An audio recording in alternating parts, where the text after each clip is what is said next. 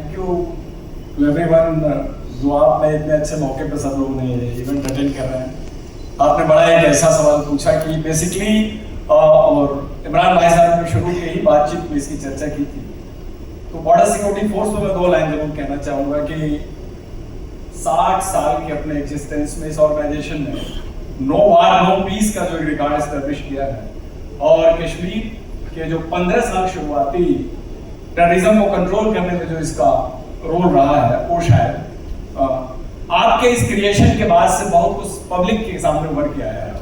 तो ये तो मैं सबसे पहले शुक्रगुजार हूँ आप लोगों के लिए कि आपने एक ऐसा कंट्रीब्यूशन की हिस्ट्री चुनी और 22 साल बाद ये इतना बड़ा ऑपरेशन इस रूप में पब्लिक के सामने पेश होगा, इसका हमने भी तो कल्पना नहीं किया था।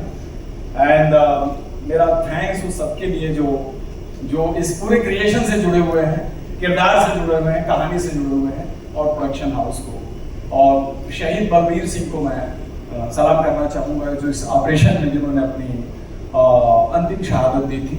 हमारे ऑपरेशन के जो पार्ट थे मेरे कलीग विनु चंद्रन जो है बैठे हुए हैं और बाकी सब लोग, मुझे आपसे ये बात इस पर कहनी थी। सर एक बात जिसके बिना हम जाने नहीं दे सकते आपको, वो ये है, प्लीज हमें बताइए वो असली प्रहार से पहले, हालांकि this went on for 2 years, 2 साल तक वो मिशन चलता रहा, प्रहार के ठीक पहले क्या चल रहा था सर?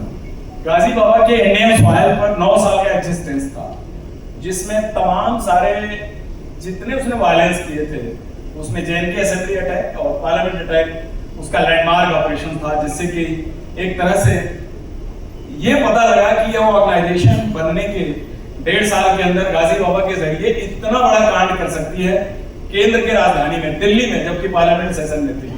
तो he was declared proclaimed offender by the protocol.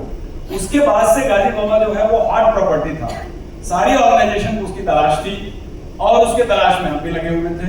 हम कश्मीर में उससे पहले जो लास्ट मिलेनियम के 10 साल थे उसमें मैं 3 साल था और बाद वाले में जो पीरियड था, तो इस ऑपरेशन में शायद उसने भी प्राइम मिनिस्टर महोदय के विजिट को एक सही टाइम चुना था कि जब वो बता सके कि पब्लिक में कि मेरी एग्जिस्टेंस है, और वो थोड़ा एवो बोर्ड गया और जोश में आया और अपना अड्डा उसने श्रीनगर सिटी में शिफ्ट किया। इसी कार्रवाई में हमको जो क्लू मिला, ये 72 घंटे की कंटिन्यूअस चलने वाली कहानी है जिसमें 72 आवर्स लगे थे।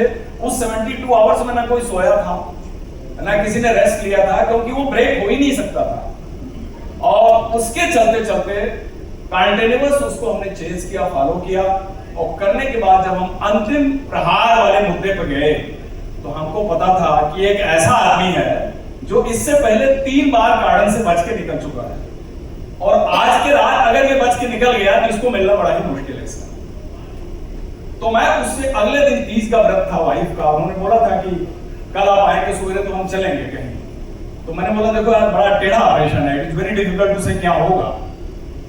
तो उस मॉर्निंग में किसी को कुछ नहीं पता था कि कौन रिटर्न होके आएगा और हमको 100% पता था कि इस हाइट के अंदर गाजी बाबा बैठा हुआ है। तो वहां पर कुछ विड्रॉल, पीछे हटने, सेकंड थॉट का सवाल ही नहीं था। वो एक अपॉर्चुनिटी थी जो एक ही बार मिली थी और हमने पूरे शिद्दत के साथ उसे पूरा करने की कोशिश की और ये सफलता पूरे बॉर्डर सिक्योरिटी फोर्स और बीएसएफ।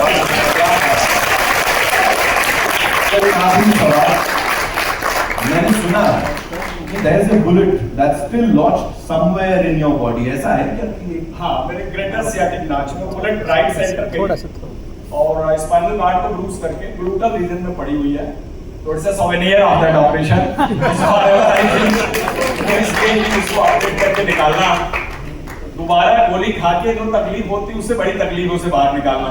तो doctors have been kind enough to me that they have left it alone and बस है एक्सरे में देख सकते। फिल्मी कहानी भी सुना दीजिए जो मेडल की थी। यस, उस रात में यहाँ पर एक डायरेक्टर जनरल का अकोमोडेशन डिस्क होता है जो स्टील प्लेट का होता है, उसका शायद डायमीटर 1 इंच का होगा, वो मैंने लगा रखा था यूनिफॉर्म में। पैरा जैकेट के अंदर एक्चुअल यूनिफॉर्म पे था वो। तो सब कुछ कहानी खत्म हुई, ऑपरेशन थिएटर से यूनिफॉर्म को काट के डॉक्टर्स ने फैमिली को दे दिया। 2 दिन बाद वो यूनिफॉर्म वॉशरमैन ने जब वॉश किया तो उसकी पिन उसके हाथ में चुभी, तो वो ला करके मेरे वाइफ को दिया। वो पूरी प्लेट में कंप्लीट एक बस्ट लिया था AK-47 का और वो प्लेट पूरी क्रश हो गई थी और उसने 3 शॉट मेरे आर्मपिट में डिफ्लेक्ट कर दिए, otherwise one shot was enough to end the life. वो डिस्क अभी हमने इंसिग्निया के तौर पे रखा हुआ है और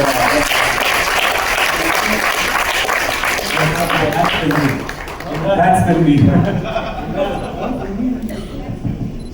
आपको याद है ये जब हमने फर्स्ट टाइम नरेट किया था तो आपने कहा ये बहुत अच्छी कहानी है बट वो लास्ट का थोड़ा फिल्मी लग रहा है यार प्लीज वो प्लेट का नाम पे नहीं है। बुलेट लगती है वो तो it's not parallel to the audience at all but director hospital में जब मुझे देखने आए लेट श्री अजय शर्मा जी तो उनको आईजी ऑपरेशन ने थोड़ा सा एम्यूजमेंट के लिए कहा सर कि इस मेडल को देखने पर लगता है सर आपको हर बीएसएफ वाले को मेडल देना चाहिए और लाइटर साइड में उन्होंने बोला।